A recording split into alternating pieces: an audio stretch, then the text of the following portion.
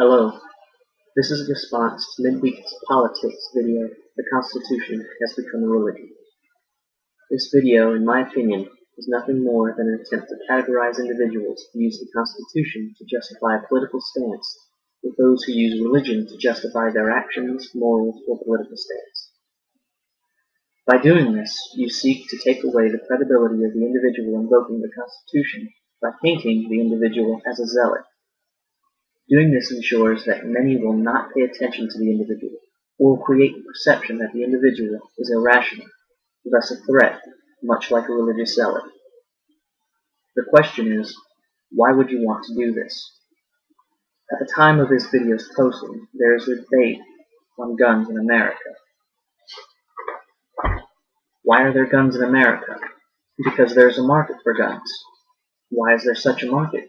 The reason for owning a gun vary from individual to individual.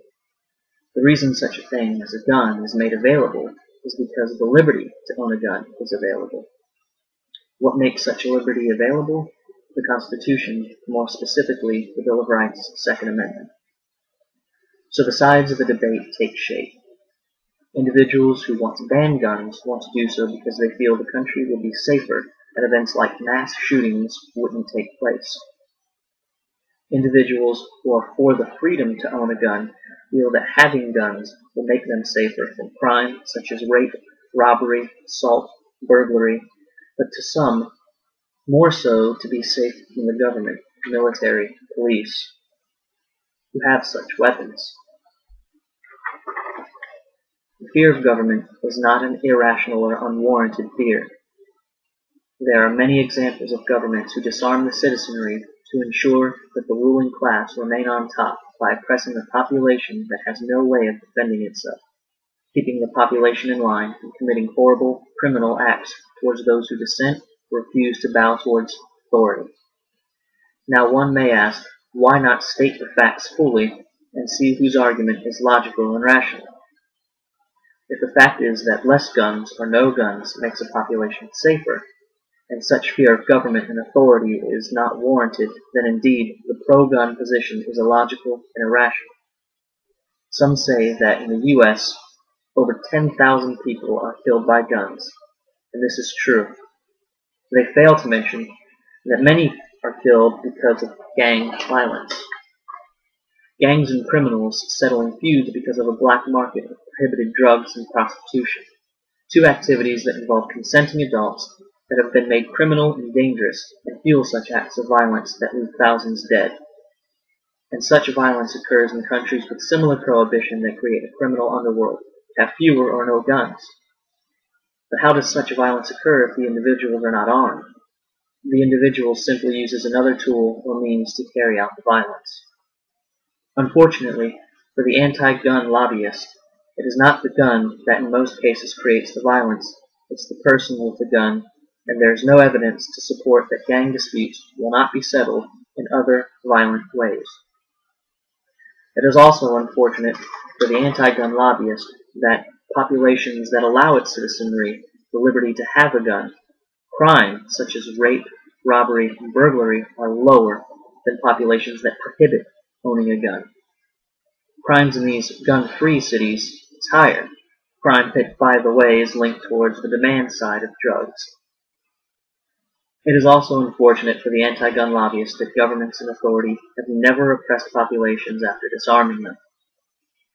It is because of these things that the Bill of Rights allows such a liberty as owning a gun. The police are not always going to be able to protect you, and who would you call if you need protection from the police? The Constitution is a mere piece of paper. It has served as the reason why America enjoys safety from religious authoritarians who seek to use their numbers in a democratic country to impose their standard on the population.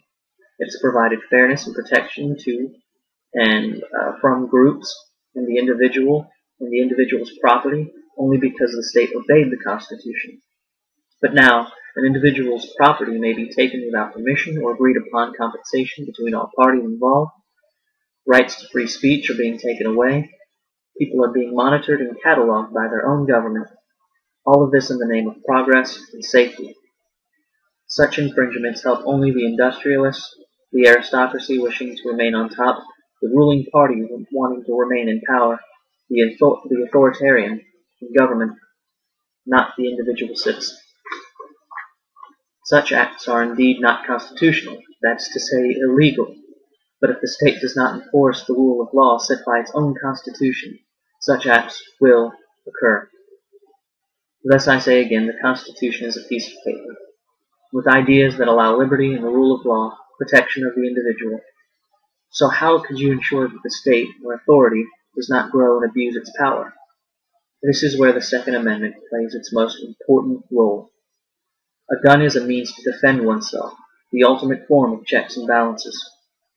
With nothing standing in a corrupt crony government's way, such as an armed population, the government can enforce its will as it wishes, and such has been the case in the past. So we return to the anti-gun lobbyist. The reason they try to take away the legitimacy and credibility by trying to cleverly equate a pro-gun lobbyist to that of a religious zealot is because they arrogantly wish to impose their authority on the population, but they have no evidence to back their claims. If they can persuade enough people by delegitimizing those who oppose their will or viewpoints, they can have what they wish. Such is the nature of a democratic system without protection of the individual's rights and the rule of law.